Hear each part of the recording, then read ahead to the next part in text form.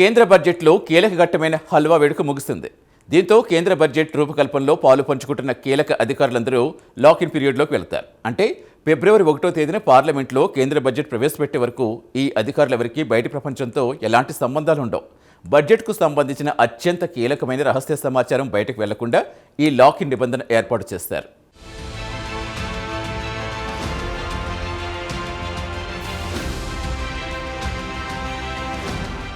2026-27 ఆర్థిక సంవత్సరానికి సంబంధించిన కేంద్ర బడ్జెట్ రూపకల్పన ప్రక్రియ చివరి అంకానికి చేరుకుంది. ప్రతి ఏడాది బడ్జెట్ తయారీలో చివరి ఘట్టానికి సూచనగా నిర్వహించే సాంప్రదాయ హల్వా వేడుక తాజాగా ఢిల్లీలోని నార్త్ బ్లాక్ లో ఉన్న బడ్జెట్ ప్రెస్ లో ఘనంగా జరిగింది. ఈ కార్యక్రమానికి కేంద్ర ఆర్థిక మంత్రి నిర్మలా సీతారామన్, కేంద్ర ఆర్థిక శాఖ సహాయ మంత్రి పంకజ్ చౌదరి హాజరయ్యారు. బడ్జెట్ రూపకల్పన ప్రక్రియ ముగింపు దశకొచ్చిందని, ఇక ప్రింటింగ్ ప్రారంభమవుతుందని ఈ వేడుక సంకేతాన్నిస్తుంది.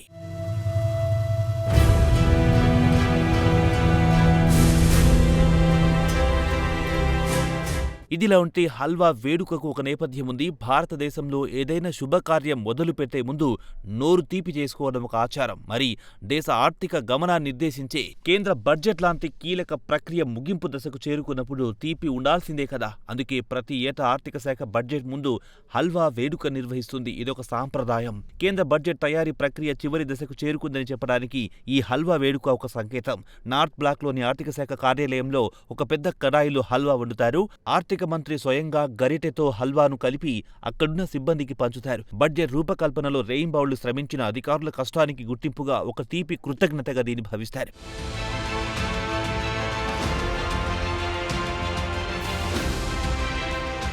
ఈ హల్వా వేడుక ముగియగానే అసలైన ఘట్టం మొదలవుతుంది.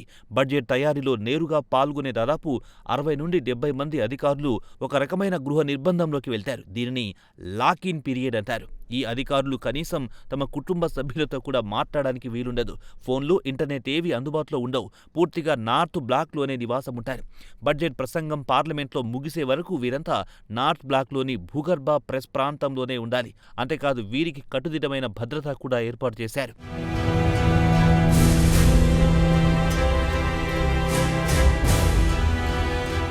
ఒకప్పుడు బడ్జెట్ పత్రాలను రాష్ట్రపతి భవన్లో ముద్రించేవారు. కానీ 1950లో బడ్జెట్ వివరాలు లీక్ అవ్వడం ముద్రణను మింటో రోడ్లోని ప్రభుత్వ ప్రెస్కు మార్చారు. ఆ తర్వాత 1980 నుండి నార్త్ బ్లాక్లోని శాశ్వత ముద్రణ కేంద్రాన్ని ఏర్పాటు చేశారు. 2021 నుండి బడ్జెట్ డిజిటల్గా మారినప్పటికీ గోప్యత కోసం ఇప్పటికీ ఈ లాకిన్ నిబంధనను కఠినంగా పాటిస్తున్నారు. కాగా ఇప్పుడంతా డిజిటల్ కావడంతో ఈ సమయం కొంత తగ్గింది. అయినప్పటికీ ఆర్థిక వ్యవస్థకు సంబంధించిన అత్యంత సున్నితమైన సమాచారం కాబట్టి తాజా బడ్జెట్ విషయంలోనూ ప్రభుత్వం అదే స్థాయి జాగ్రత్తలు తీసుకుంటోంది.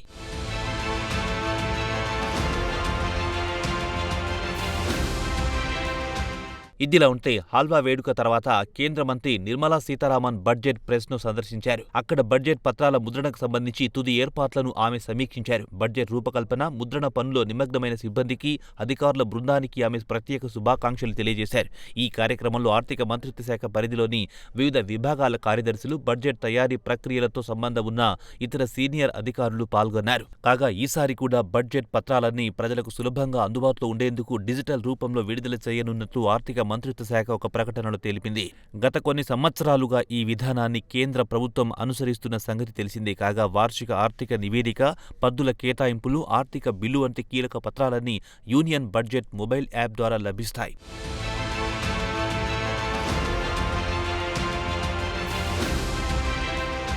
అయితే పార్లమెంట్ సభ్యులు, సాధారణ ప్రజలు ఈ యాప్ ద్వారా బడ్జెట్ వివరాలను సులభంగా తెలుసుకోవచ్చు. కాగా ఫిబ్రవరి 1న పార్లమెంట్లో ఆర్థిక మంత్రి నిర్మలా సీతారామన్ బడ్జెట్ ప్రసంగం పూర్తయిన తర్వాతే ఈ పత్రాలు యాప్లో, వెబ్సైట్లో అందుబాటులోకి వస్తాయని ప్రభుత్వం స్పష్టం చేసింది. మొత్తం మీద హల్వా వేడుక ముగిసింది. ఇక బడ్జెట్ రూపొందించడమే మిగిలింది.